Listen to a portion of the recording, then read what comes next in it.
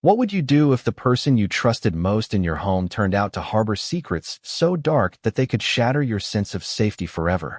Imagine walking through the grand doors of a luxurious Brentwood estate, the air perfumed with the faint trace of expensive candles and fresh flowers, and thinking that everything is exactly as it should be, perfect.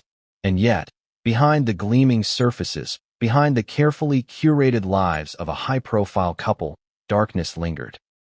For years, the mansion that looked like a dream home was a stage for tension, fear, and silent warnings that were never fully understood, until tragedy struck in a way that would shock the world. Before we continue, please hit the like button, subscribe to the channel, and turn on the notification bell for updates. Rob Reiner, 78, and Michelle, 70, were long considered the picture of Hollywood success, elegance, and family devotion. But what happened in their Brentwood estate on that fateful Sunday was not a scene from a movie. It was a real-life nightmare that no one saw coming. Their lives ended violently, and the shocking revelation of who was involved would tear apart the very idea of family as we know it. Their son Nick, 32, was arrested that very night and charged with 2 counts of first-degree murder, turning what seemed like a conventional story of family tragedy into a story of horror, betrayal, and secrecy. The bodies of Rob and Michelle were discovered by their daughter Romy, 27, a detail that adds layers of poignancy and terror to the story. She allegedly told police about a dangerous family member who should be a suspect, a statement that would haunt the investigation from the very beginning. What did she know that no one else did? How could a family that appeared so close on the outside harbor such lethal tension within? These questions alone are enough to make anyone pause. But they are only the surface of what is a deeply disturbing narrative of hidden behavior, unspoken fears, and a family legacy forever altered by violence. And then there is the account of the former maid, whose testimony adds a layer of unease that is difficult to ignore. She worked in the Reiners' home for years, a witness to daily routines, late-night intrusions, and behavior that many would consider bizarre or disturbing. Her statements suggest a pattern of conduct from Rob Reiner that went beyond eccentricity or even strictness. It was invasive, unsettling, and, according to her, dangerous. Her voice, trembling with the weight of what she had seen, speaks to experiences that were hidden behind the closed doors of a lavish home, experiences that now demand the world's attention. The former maid's revelations are particularly chilling because they peel back the curtain on a side of domestic life that is rarely discussed openly.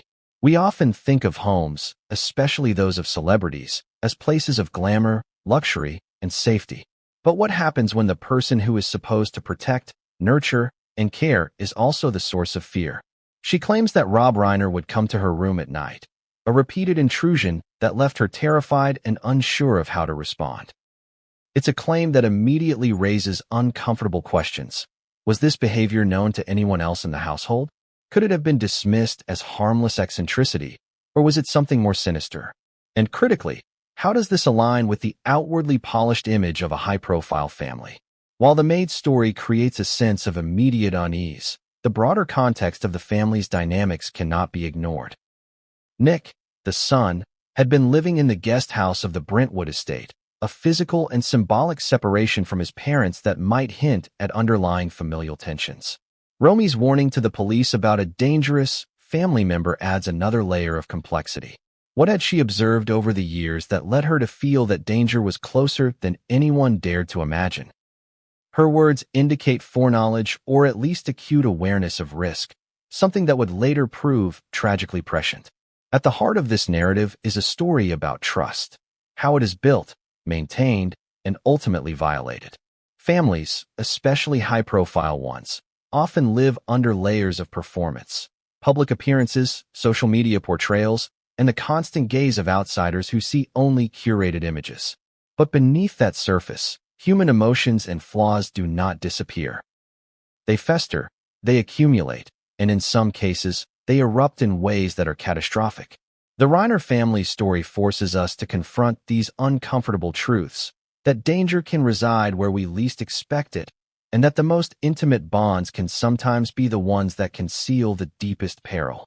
The story also challenges us to think about the role of those who witness troubling behavior but feel powerless to intervene. The former maid's hesitation, her fear, and ultimately her decision to speak up only after years of service illustrate the difficult moral terrain of loyalty versus safety. Her testimony is not just about the actions of Rob Reiner. It is also about the silence, the unspoken complicity that often surrounds disturbing behavior in private settings. For the audience, this raises the question, what would you do if you were in her shoes? At what point does silence become part of the problem? And how do ordinary people navigate extraordinary moral dilemmas? As we dive deeper into the events of that tragic Sunday, it becomes clear that the narrative of the Reiner family is more than a simple news story. It is a case study in human behavior, secrecy, and the unexpected violence that can emerge from seemingly ordinary circumstances. The details of the crime scene, the sequence of events, the police investigation, and the subsequent public revelations all contribute to a story that is as unsettling as it is captivating. Every revelation challenges our assumptions, forces us to reconsider what we think we know about family, and keeps us on the edge of our seats, waiting for the next twist. And yet, even as the investigation unfolds and more details come to light, there remains an unshakable sense of mystery. Why did this happen? How could a family that outwardly seemed so functional reach such a catastrophic breaking point?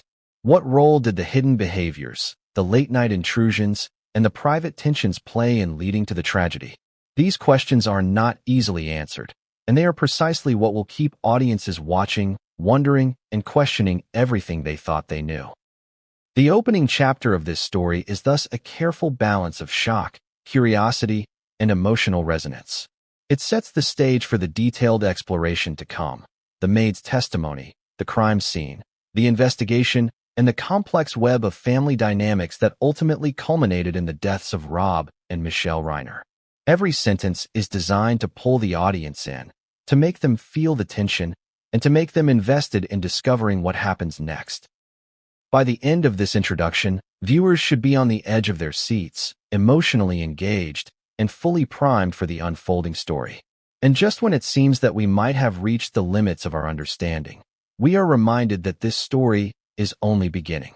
The accounts of the former maid, the actions of Nick, the warnings from Romy, all of these threads converge into a tapestry of suspense, fear, and shocking revelation. The question that lingers, uncomfortably and persistently, is this: what came before that Sunday? And what hidden truths have yet to be revealed? The answers lie ahead, but they will challenge everything we think we know about trust, family, and the dark side of human behavior. What does perfection look like? In Hollywood, it often looks like a sprawling estate, manicured lawns, a polished public image, and a family whose smiles light up magazine covers. The Reiners fit that mold seamlessly. On the surface, Rob, Michelle, Nick, and Romy appeared to be the ideal family, successful, sophisticated, and secure. But perfection, as we're about to see, can be a dangerous illusion. The Brentwood estate was more than a home. It was a fortress, a symbol of status, and a carefully maintained image of normalcy. Guests entering through the grand wrought iron gates would see a residence that radiated wealth and stability. Lush gardens, tall hedges, and a long driveway gave the impression of privacy and serenity. Inside, the house reflected the family's cultivated tastes: polished hardwood floors, artwork that whispered sophistication, and spaces designed for entertaining. Everything screamed control, order, and a life free from chaos. But what the public couldn't see, what the neighbors couldn't hear, were the whispers, the tensions, and the subtle signs that not all was as it seemed. Rob Reiner, at 78, carried himself with the confidence of a man who had navigated decades in the public eye. His persona exuded charm, intellect, and a certain gravitas, making it easy to overlook any troubling behavior. Michelle, 70, complimented him perfectly in public, gracious, warm, and seemingly devoted. Together, they presented an image of harmony that few could question. Yet behind closed doors, the dynamics were far more complicated. The veneer of perfection often masks the cracks beneath, and in the Reiners' case, those cracks were wide and dangerous. Even before the fateful events of that Sunday, there were signs that the family's dynamics were not entirely harmonious. Staff members reported odd behaviors, unexplained tensions, and episodes of stress that were rarely visible to outsiders. Some incidents were subtle. A sharp tone in a conversation, a door slammed a little too hard, a lingering glare that spoke of unspoken frustrations. Others were more pronounced, hinting at deeper issues, conflicts that, in isolation, might seem minor but, in aggregate, revealed a pattern of control, dominance, and secrecy. The public rarely gets to see these nuances. Hollywood families live under a microscope, but only the curated moments are broadcast. The rest, the private interactions, the silences, the subtle power struggles, remains hidden. For the Reiners, this hidden world would prove to be both a shield and a trap. It allowed them to maintain a flawless exterior while harboring tensions that would ultimately explode with tragic consequences. Nick, the son, lived in the guest house on the property, a choice that in many families might signify independence or autonomy. In the Reiner household, however, it may have been a symptom of deeper familial complexities. Why live separately on the same property? Was it a matter of preference, or was it a reflection of underlying tensions that no one dared to confront openly? His physical separation from the main house mirrored the emotional distance that existed between him and his parents, a distance that would later become a critical factor in understanding the tragedy that unfolded. Romy, the daughter, played her role perfectly in public. At 27, she seemed poised, grounded, and composed. Yet the day she discovered her parents' bodies would reveal the fragility of even the most composed appearances. Her warning to the police about a dangerous family member was chilling, yet it also demonstrated her acute awareness of potential threats that others may have ignored or dismissed. Romy's foresight, her sense of vigilance, was a crucial detail that investigators would later weigh heavily. But for her, the experience was deeply personal, traumatic, and something that would haunt her for the rest of her life. The former maid's perspective adds another dimension to this story. She had witnessed the Reiners' lives from the inside, navigating the same spaces where luxury and fear coexisted. Her accounts reveal behavior that, at first glance, might seem eccentric or idiosyncratic. Yet repeated patterns, such as late-night intrusions and behaviors that crossed boundaries, paint a picture of control and intrusion that cannot be ignored. These actions, as subtle as they may have seemed in the moment, contributed to an environment in which fear and tension simmered beneath the surface, creating conditions ripe for catastrophe.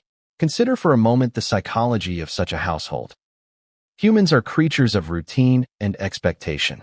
When routines are disrupted, when behaviors defy logic or cross personal boundaries, the sense of safety erodes. Over time, small breaches of trust accumulate, creating an environment where fear and anxiety become normalized. In the Reiner household, these dynamics played out daily. The maid's fear was not irrational.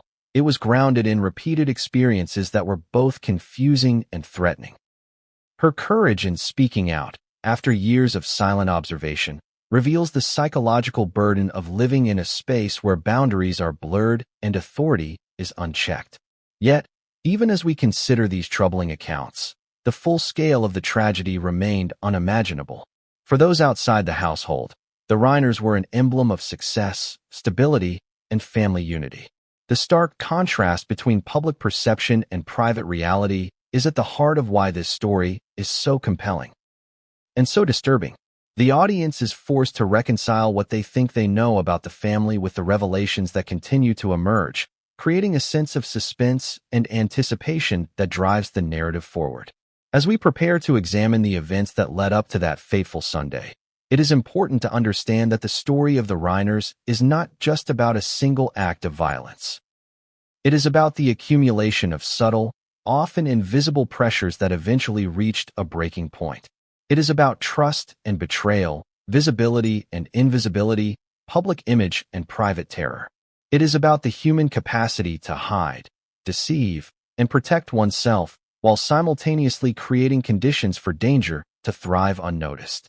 What the public would eventually learn is that the tragedy did not occur in isolation. Every behavior, every tension, every unspoken warning contributed to the eventual outcome. The narrative that unfolds is a mosaic of conflicting accounts, psychological complexity, and the terrifying reality that even the most polished exterior cannot always protect against the consequences of hidden behavior. And yet, as compelling as these early observations are, they only scratch the surface. The maid's testimony, Romy's discovery, Nick's involvement.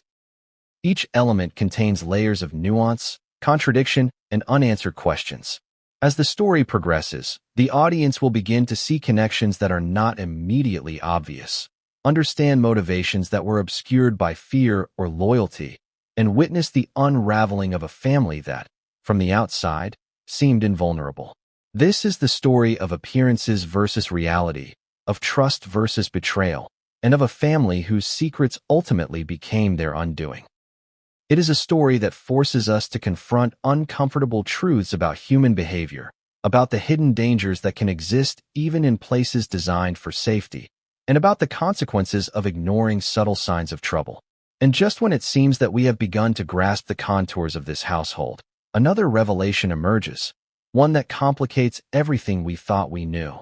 The very person whose life had been dedicated to serving, observing, and protecting, the former maid, holds the key to understanding what really went on behind closed doors. What she reveals next will shock the world, unsettle our assumptions, and challenge our understanding of trust, family, and the hidden dangers that can exist even in the most beautiful homes. She worked here for years, and she finally told the truth. Those words, simple yet loaded with tension, would set the stage for some of the most disturbing revelations about the Reiner household.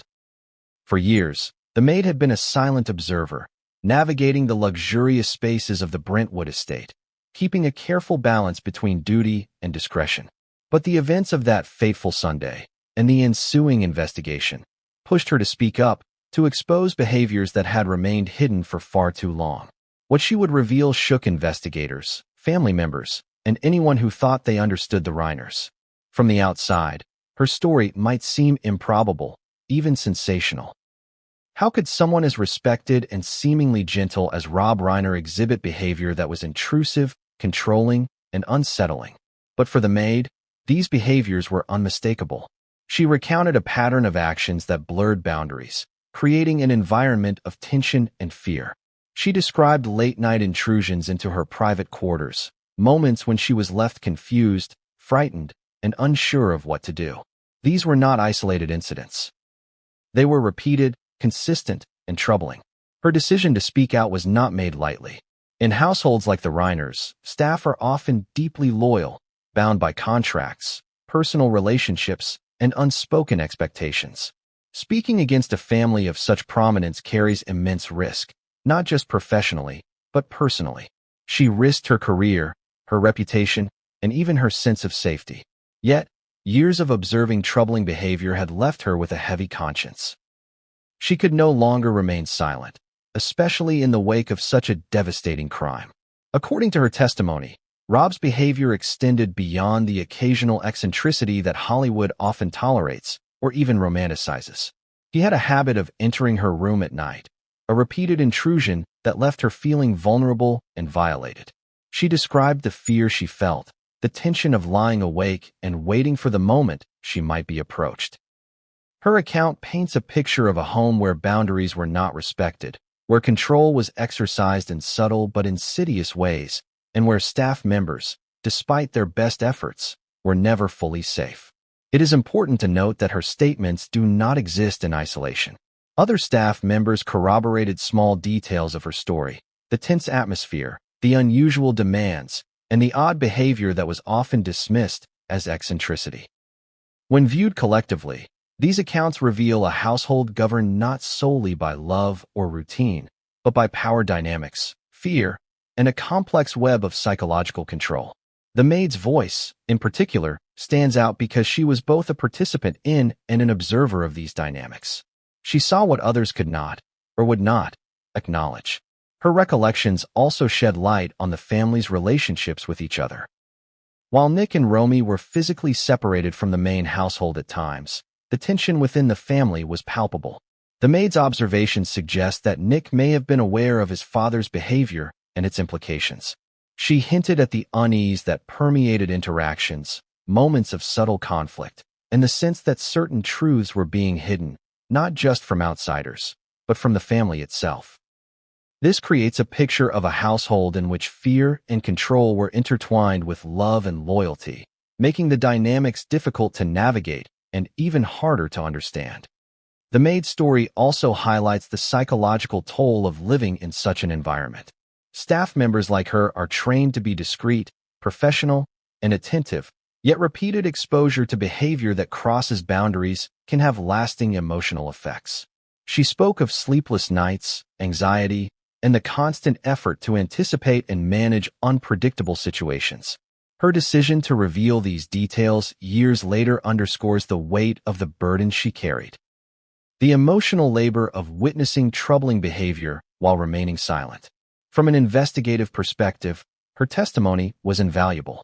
Law enforcement officials relied on her detailed recollections to piece together the environment in which Rob and Michelle lived, the relationships between family members, and the subtle tensions that may have contributed to the tragic events.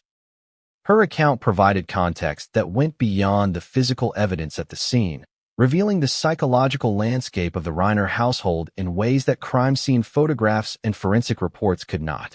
It's also critical to consider the audience's perspective. Hearing the Maid's testimony forces us to confront uncomfortable truths about the homes we live in, the boundaries we assume are respected, and the dangers that can exist in private spaces. Her revelations challenge assumptions about trust, authority, and the hidden complexities of family life. They serve as a stark reminder that appearances can be deceiving, and that danger is not always external. It can reside within the very walls we consider safe. Her account further complicates the narrative surrounding Nick. While he was later arrested and charged with the murder of his parents, the Maid's testimony hints at a household fraught with tension long before that tragic Sunday. It suggests that the roots of the disaster were not planted overnight, but had been nurtured over years of unaddressed issues, unspoken fears, and behaviors that went unchecked. This raises difficult questions about causality, responsibility, and the extent to which hidden dynamics influence outcomes in ways that are both predictable and shocking. Even as the investigation progressed, the Maid's words resonated in the minds of those seeking answers. They highlighted a recurring theme in cases like this, that the most critical evidence is often intangible, found not in physical traces or documents, but in human experience. Her testimony captures the fear, confusion, and emotional complexity of life inside a household where appearances and reality are starkly at odds. For audiences, this creates a compelling layer of intrigue, as we begin to see that the events of that Sunday were not isolated, but rather the culmination of years of psychological strain, boundary violations, and unspoken tension. One of the most chilling aspects of her revelations is the consistency of the patterns she described. Late-night intrusions, moments of intimidation, and behaviors that seemed to test limits were repeated, not random. This repetition suggests intentionality, an awareness on the part of Rob that his actions had consequences, and a willingness to maintain control through subtle intimidation. The Maid's detailed recollections make it clear that these were not harmless eccentricities, but part of a larger behavioral pattern that shaped the household's dynamics in profound ways. For viewers, the emotional resonance of her testimony cannot be overstated. It is one thing to read about a crime scene or hear about charges being filed. It is another to understand the lived experience of someone who was present in the household, navigating daily life under conditions of fear and uncertainty. Her story provides context, texture, and emotional depth, making the unfolding tragedy not just a headline, but a lived reality with human consequences. Her willingness to speak out, to break years of silence, also introduces a theme that runs throughout this narrative: courage in the face of fear. By sharing her experiences, she not only aids investigators, but also shines a light on the often invisible struggles of those who live and work in private spaces dominated by power dynamics. She becomes, in many ways, the first lens through which the audience begins to understand the complexity, tension, and danger inherent in the Reiner household. And just when it seems that we have begun to piece together the picture of a household defined by tension and control, the Maid drops a detail that changes everything. It is a revelation so personal, so invasive, that it forces us to reconsider the very nature of Rob Reiner's behavior. He always came to my room at night. Those words, whispered with a mixture of fear and disbelief, set the stage for one of the most unsettling aspects of the Reiner household. For anyone trying to imagine the quiet rhythm of a wealthy family's life in Brentwood, this behavior seems impossible, unthinkable even. Yet for the former maid, it was a recurring reality, one that cast a long shadow over her years of service in the Reiners' estate. The first time it happened, she said, she thought it was a mistake, a door left ajar, a misunderstanding of schedules. But when it became routine, she realized it was deliberate. She recounted lying awake, heart pounding, every creak of the house amplified in the quiet night. She describes the feeling of anticipation mixed with dread, a constant vigilance that turned the house from a place of comfort into a theater of anxiety. Every step outside her room was a potential threat, every shadow a possible intrusion. What is striking about these nighttime intrusions is the pattern. They were not sporadic or random. They followed a rhythm that suggested planning and awareness. The maid, despite her fear, began to recognize the signals, the soft thud of footsteps, the slight creak in a particular floorboard, the timing that coincided with when other family members were asleep or away. Each incident reinforced the sense that her personal space, her sanctuary, was violated systematically. The psychological impact of such behavior is profound. Living under constant threat of intrusion erodes a person's sense of safety and autonomy. It is not just the physical act that matters, but the emotional manipulation it entails, the power to make someone feel vulnerable, exposed, and powerless. The maid's descriptions convey a nuanced understanding of this dynamic. She speaks of anxiety that lingered long after the intrusions ended, of a nervous energy that colored her interactions during the day, and of the difficult choices she faced. When to speak, when to remain silent, and how to protect herself without jeopardizing her position. From a broader perspective, her testimony illuminates a darker pattern of household dynamics. Such intrusions, while deeply personal and disturbing, are also indicative of a need for control and dominance. They suggest that Rob Reiner exercised authority in ways that extended beyond the public perception of a calm, orderly family life. For years, the maid was caught in a paradox. She was both a trusted member of the household and a potential target of its head's controlling behavior. The maid's account also raises questions about the other family members. Were Nick and Romy aware of these behaviors? Did they witness any of it? Or were they as unaware as the world outside? The narrative hints at the possibility that these patterns of intrusion and control were part of a larger tapestry of family dynamics, one in which boundaries were fluid and power imbalances deeply entrenched. Each detail she provides, each late-night intrusion, each whispered instruction, adds to a growing picture of a household where fear, control, and secrecy were intertwined. What makes these revelations particularly chilling is their context within the larger story. The Reiners' estate was not a typical home. It was a symbol of status, a stage upon which a polished public image was maintained. Yet behind the doors, behind the carefully curated appearances, lived behaviors that were invasive and threatening. The contrast between perception and reality is stark. While the world saw a family of success and grace, the maid experienced a household fraught with tension, unpredictability, and fear. Her experiences also shed light on her coping mechanisms. She describes moments of hypervigilance, strategies to avoid confrontation, and efforts to maintain her duties while safeguarding her personal space. These details are important because they reveal the human cost of living under subtle but persistent threat. Her courage lies not only in the act of enduring these intrusions, but also in her decision to eventually break the silence, sharing experiences that many would have been too frightened or ashamed to reveal.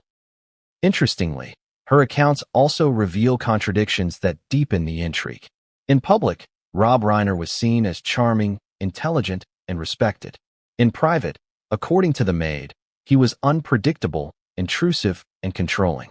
These contradictions highlight a recurring theme in the Reiners' story, the tension between appearance and reality. They remind us that human behavior is rarely simple, and that the stories we think we know can conceal hidden complexities, often with dangerous consequences. The audience is compelled to consider the broader implications of these behaviors. Nighttime intrusions may seem like isolated incidents, but in the context of a family with unresolved tensions, they are warning signs. They speak to deeper patterns of dominance, secrecy, and control. Patterns that can set the stage for conflict and tragedy. As the narrative unfolds, it becomes increasingly clear that these seemingly small, private actions were part of a larger dynamic that ultimately contributed to the catastrophic events of that Sunday. The maid's account also invites reflection on morality and human psychology. Why did she remain silent for so long? How does one navigate loyalty, fear, and professional duty when faced with repeated boundary violations? Her silence was not complacency. It was a complex negotiation of survival, ethics, and discretion. By speaking out now, she not only aids investigators, but also illuminates the hidden pressures and dangers that can exist in private spaces, making her testimony a critical lens through which to understand the household's dynamics. As unsettling as her descriptions are, they are only part of the story. The intrusions, the control, the fear. All of these elements set the stage for the family tragedy that would follow. They are the undercurrents that, unnoticed by the outside world, shaped relationships, heightened tensions, and contributed to an environment in which violence could erupt. The audience begins to see that the events of that Sunday were not random, but the product of years of hidden behaviors, unresolved tensions, and emotional manipulation. And just when it seems that the story has reached the height of its tension, the maid shares a detail that shocks even the most jaded observer. It is a moment that crystallizes the danger, a revelation that forces the audience to reconsider everything they thought they knew about the Reiners household. Her words are simple, yet their implications are staggering, laying bare the vulnerability, fear, and tension that had been simmering for years. Nick Reiner lived in the guest house on the Brentwood estate, a structure that was physically separate from the main house, but never truly apart from the tension that saturated the property. At 32, he was the family's only son, the one who would have inherited both privilege and expectation. Yet his presence on the estate was both constant and detached, a living paradox. What does it mean when the child of a prominent family chooses, or is relegated, to live just beyond the walls of the main household?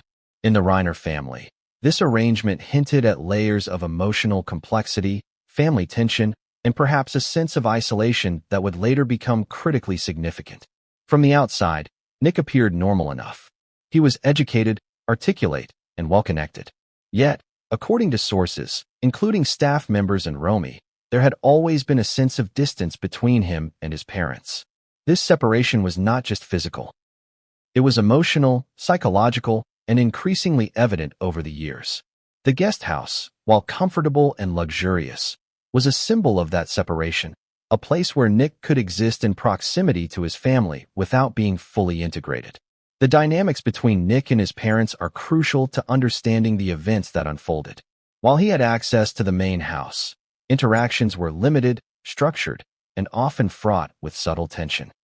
Staff members observed arguments, cold exchanges, and moments of unresolved resentment. It was clear that the family's public facade of harmony did not reflect the undercurrents of conflict simmering beneath the surface. The contrast between public appearances and private reality was stark, and in the case of the Reiners, it was deadly. Romy, the daughter, plays a pivotal role in this chapter of the story.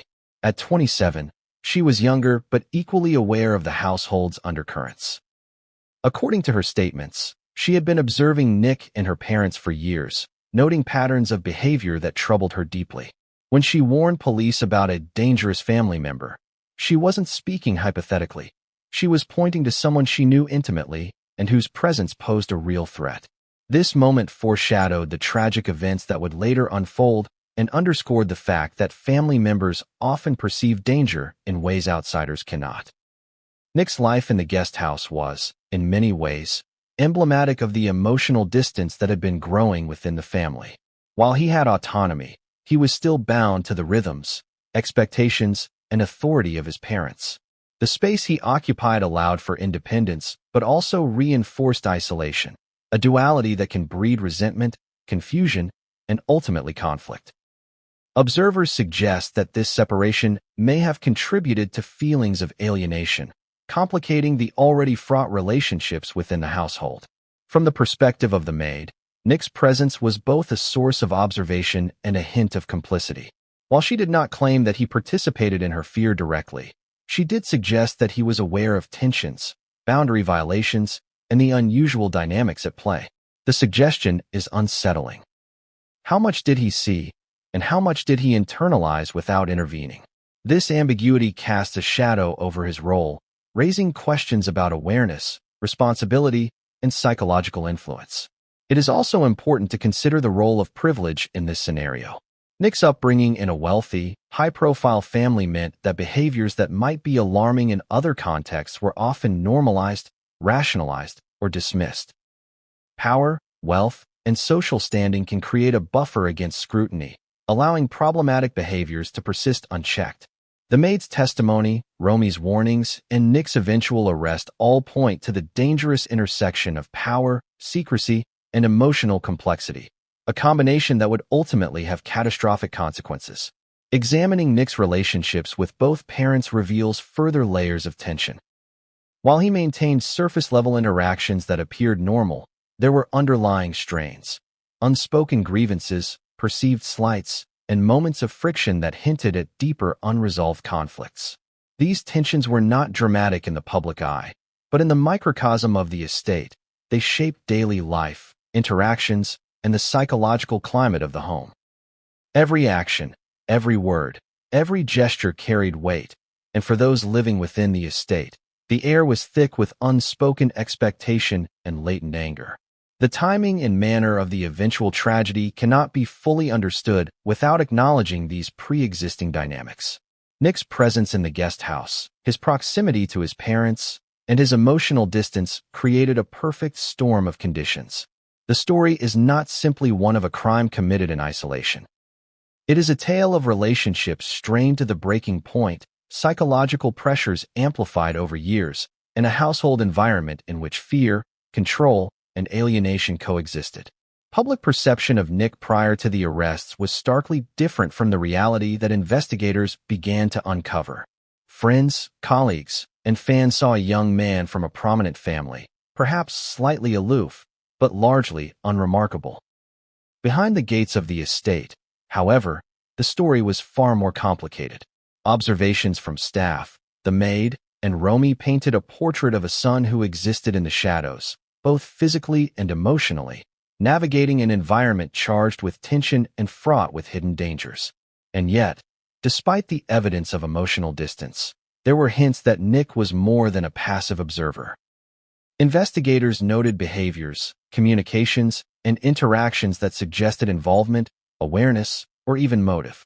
These details, subtle yet consequential, transform the narrative from one of isolated domestic tension to a complex investigation into familial responsibility, influence, and potential culpability.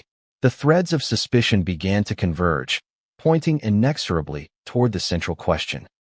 What role did Nick play, and how did the hidden dynamics of the household contribute to the events that would shock the world? Even as we piece together these elements, there remains an air of mystery. How much of the tragedy was inevitable, shaped by years of unspoken conflict and psychological tension? How much could have been prevented if someone had acted sooner or differently? And crucially, what secrets lay hidden behind the polished facade of the Brentwood estate that no outsider, no matter how perceptive, could have anticipated? As the investigation unfolded, the world began to see glimpses of a family that was far more complicated than anyone had imagined. The maid's testimony, Romy's warnings, and the eventual arrest of Nick coalesced into a story that was at once tragic, shocking, and deeply human. It is a story that challenges assumptions about family, trust, and the consequences of unaddressed tension, forcing us to confront the uncomfortable reality that danger often lurks where we least expect it. And just when it seemed that the pieces of the puzzle were starting to align, the events of that fateful Sunday would shatter all expectations. The calm, controlled exterior of the Reiner estate would be irrevocably broken, exposing the hidden fractures that had been accumulating for years. What happened next would leave an indelible mark on everyone involved. and it all began in the shadows of the guest house. It was Romy, the daughter, who made the horrific discovery. The words themselves, simple, matter-of-fact, cannot capture the terror, the disbelief, or the profound grief that must have surged through her at that moment. Imagine walking through the familiar halls of your family home, expecting the mundane routines of a Sunday morning, only to encounter a scene so shocking that it redefines your understanding of safety, love, and life itself. For Romy, the Brentwood estate, a place of privilege, comfort, and history, had become a house of horror. According to reports, Romy found her parents, Rob and Michelle Reiner, stabbed to death in their $13.5 million estate. The scene was one of chaos, yet eerily silent, the kind of silence that follows violence so profound that it seems to drain the life from the air itself. Investigators would later describe the scene as both meticulously documented and hauntingly chaotic. Blood spatter patterns, overturned objects, and the unmistakable signs of struggle. But beyond the forensic details lay the human story, the shock, confusion, and raw emotional weight carried by the person who found the bodies. Romy's immediate response was critical. She alerted authorities, providing the first real window into the tragedy for law enforcement. But her statements to police went beyond procedural facts. They contained a chilling warning about a dangerous family member who should be considered a suspect. These words, spoken under immense emotional duress, would later prove pivotal. They were not speculative. They were grounded in lived experience, knowledge of family dynamics, and an acute awareness of the hidden tensions that had long simmered within the household. The timing of Romy's discovery raises questions that investigators and the public alike would grapple with. Was this an impulsive act, a sudden eruption of long-suppressed anger, or the culmination of weeks, months, or even years of simmering psychological tension? The events leading up to that moment are critical to understanding not just the how, but the why of the tragedy. Romy's observations, combined with the accounts of the former maid and other staff, begin to form a narrative of an environment in which fear, secrecy, and subtle manipulation were constants, and in which disaster was a slow-moving inevitability. The investigation that followed was meticulous and exhaustive. Law enforcement teams examined every inch of the estate, documenting physical evidence, interviewing staff and neighbors, and reconstructing the timeline of events. The guest house, the main residence, and even the outdoor spaces of the property became critical to understanding how the tragedy unfolded. Every door, window, and hallway was scrutinized, not just for physical clues, but for insight into the interactions that occurred within those walls. What emerged was a complex picture of familial relationships, psychological strain, and potential warning signs that, in hindsight, were impossible to ignore. Romy's statement about a dangerous family member introduced a critical line of inquiry. Investigators needed to understand the household dynamics, the history of behavior, and the potential motivations that could lead a son to commit such a violent act against his parents. Every interview, every observation, and every piece of forensic evidence had to be considered through the lens of these relationships. From a human perspective, the scene of discovery is almost impossible to imagine. Romy was not just a witness. She was a participant in the immediate emotional aftermath. She had to navigate grief, shock, and the practical necessity of contacting authorities, all while processing the unthinkable reality that her parents were gone. Her bravery in these moments cannot be overstated.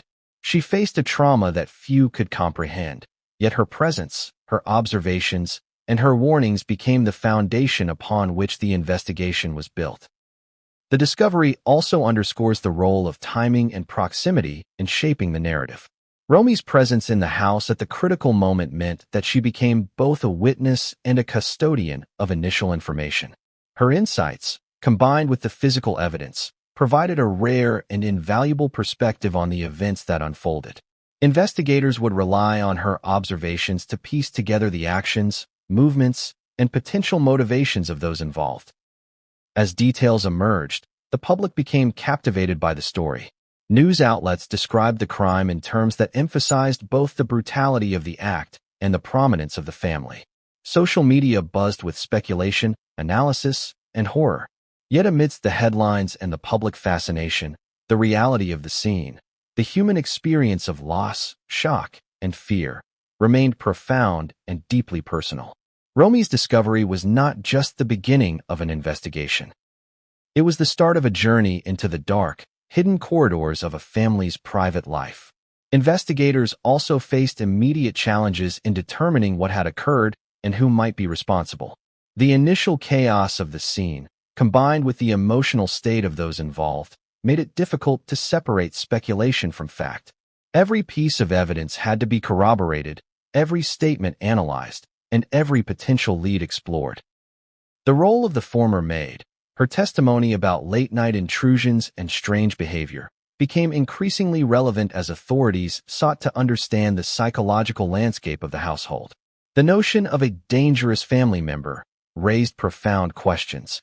Was this an impulsive act of violence, or the culmination of long-standing tension? Had warning signs been ignored or misunderstood? And critically, what role did secrecy, fear, and hidden behavioral patterns play in creating the conditions for this tragedy? These questions would dominate the investigation, shaping both the legal proceedings and the broader narrative that the public was eager to understand. Even as investigators began their work, the emotional weight of the discovery lingered. Romy, like any person in her position, faced the challenge of navigating grief, trauma, and the practical demands of providing information to law enforcement. Her courage, composure, and clarity under pressure were remarkable, and they provided a critical foundation for the unfolding investigation. Yet, for all the clarity that Romy provided, there remained an air of mystery. How had the situation escalated to this point? What hidden dynamics within the household had created the conditions for such extreme violence? And, perhaps most unsettling of all, what other secrets lay beneath the surface, waiting to be revealed as investigators delved deeper into the family's life?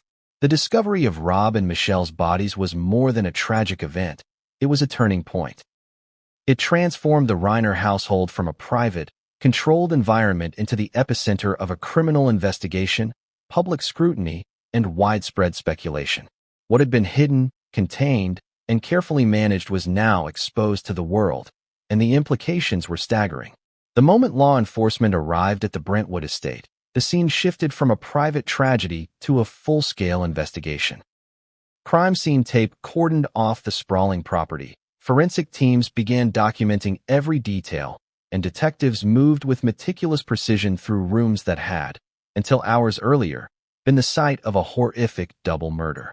The air was thick with tension, the faint scent of expensive furniture and candles now overlaid with the chilling presence of violence. From the outset, investigators faced a complex challenge.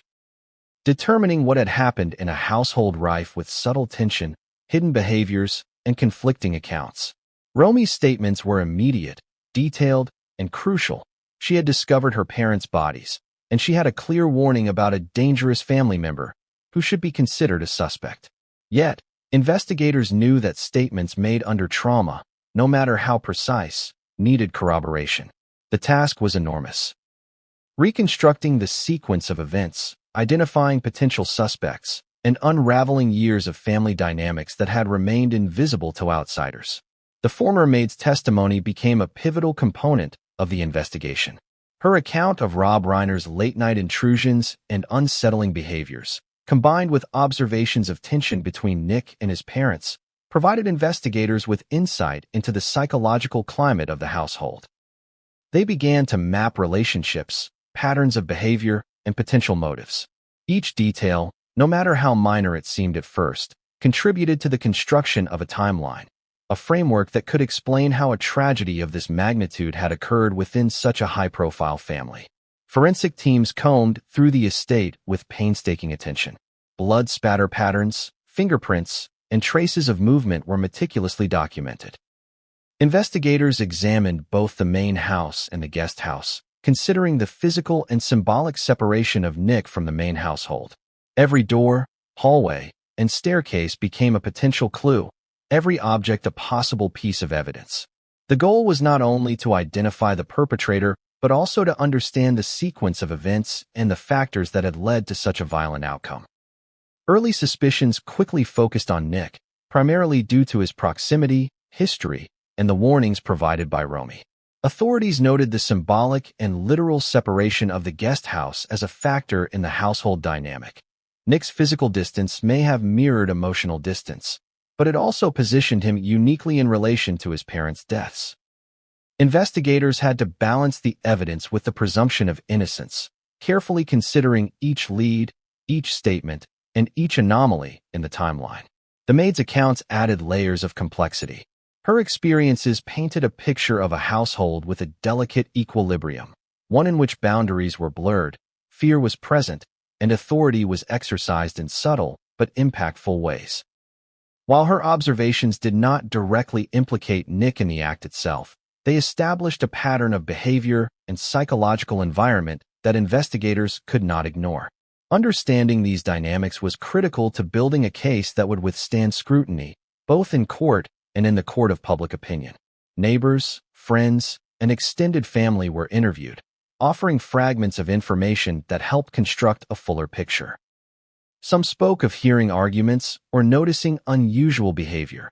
Others recounted long-standing family dynamics that hinted at tension and conflict. Every recollection, no matter how seemingly trivial, contributed to a growing understanding of the household's complexity. Investigators had to weave these threads together, distinguishing fact from speculation and identifying patterns that were consistent with observed behaviors. As the investigation progressed, law enforcement faced the dual challenge of handling a high-profile case and managing media attention. News of the Reiners' deaths spread quickly, and public interest surged. Reporters and social media users dissected every detail, often speculating on motives, psychological states, and potential outcomes. Investigators had to remain methodical and disciplined, relying on evidence rather than public opinion while navigating the intense scrutiny that accompanies any celebrity-related crime. The psychological component of the investigation was equally significant. Profilers examined the family dynamic, patterns of behavior, and potential stressors that could have contributed to the tragedy. They considered long-standing tension, reported intrusions, and the nature of Nick's relationships with his parents and sister. These analyses helped law enforcement contextualize physical evidence within a broader behavioral framework, providing insights into why the events unfolded as they did. In the early stages, law enforcement was particularly attentive to the sequence of events leading up to the discovery. Timeframes, interactions, and movements within the estate were reconstructed to establish where each family member had been, what they might have observed, and how the interactions culminated in the fatal incident. This process revealed subtle details that would later become critical. Doors left unlocked or closed, unusual patterns of movement, and deviations from normal household routines, all pieces of a larger puzzle that investigators were determined to solve. The investigation also underscored the significance of trust and observation. Romy's awareness, the maid's testimony, and other accounts demonstrated that the warning signs of danger were present long before the murders occurred. Yet these signals were either dismissed, misunderstood, or unnoticed, emphasizing how easily subtle tensions can escalate when left unchecked. This aspect of the case would resonate with audiences, offering a stark reminder that the most critical clues are often hidden in plain sight, within the behaviors, relationships, and unspoken dynamics of daily life. As the hours and days passed, evidence continued to mount, focusing attention on Nick as the primary suspect. Arrest protocols were carefully planned, with authorities considering the potential for confrontation, media scrutiny, and the need for due process. The tension was palpable. A young man from a high-profile family, accused of murdering his parents, navigating the world's gaze while investigators meticulously prepared their case. Every step, every decision, every observation was critical, and the stakes could not have been higher. And yet, even as investigators gathered evidence and established probable cause, the story was far from complete. The layers of psychological complexity, family tension, and hidden behaviors suggested that there was more to uncover, more than what could be captured in statements, forensics, or timelines. The true extent of the household's dynamics, and how they contributed to the tragedy, remained partially hidden, waiting to be revealed as the investigation continued. The evening Nick Reiner was taken into custody marked a seismic shift in both the investigation and public perception. What had been a private, family tragedy was now a national headline, dominating news cycles and social media feeds. The son of Rob and Michelle Reiner, a man from a prominent and seemingly respectable family, was charged with 2 counts of first-degree murder. The implications were staggering, not only for the family but for the wider public who had followed the unfolding story with a mix of fascination, horror, and disbelief. The arrest itself was executed with precision. Law enforcement coordinated every detail to minimize risk, prevent escalation, and ensure that the suspect was taken into custody safely. Officers approached the guest house with caution, aware that the dynamics of the household were complex and emotionally charged. When Nick was finally apprehended, there was a mixture of relief and tension among investigators. Relief that the immediate threat had been neutralized, and tension because the case was far from over. The evidence still needed to be scrutinized, motives established, and the story fully understood. Public reaction was immediate and intense. Headlines screamed betrayal, tragedy, and shock. Social media erupted with speculation. Why would a son turn against his parents? What had been brewing behind the polished walls of the Brentwood estate? Friends, acquaintances, and distant family members weighed in, offering theories that ranged from psychological pressure to long-standing familial conflict. For the public, the story was more than a crime report. It was a lens into the hidden complexities of family life, privilege, and the human psyche. The maid's earlier testimony suddenly gained even greater significance. Her accounts of late-night intrusions, boundary violations, and tension within the household became a focal point in media coverage. Experts on family dynamics and psychology were called upon to analyze her statements, dissecting the implications and connecting them to the broader narrative of the Reiner family. What had once seemed like isolated incidents now appeared to be part of a pattern that shed light on the escalating tensions that may have contributed to the tragedy.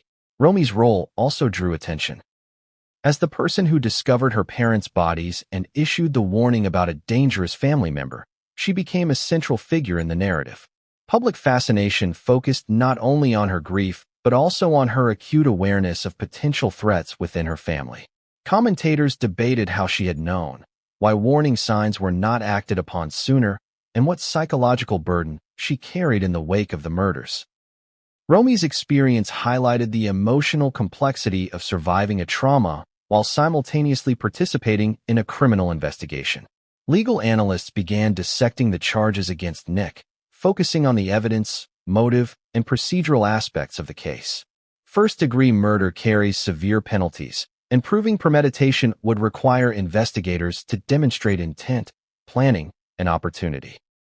The maid's testimony, Romy's statements, and forensic evidence from the scene were all pieces of this puzzle.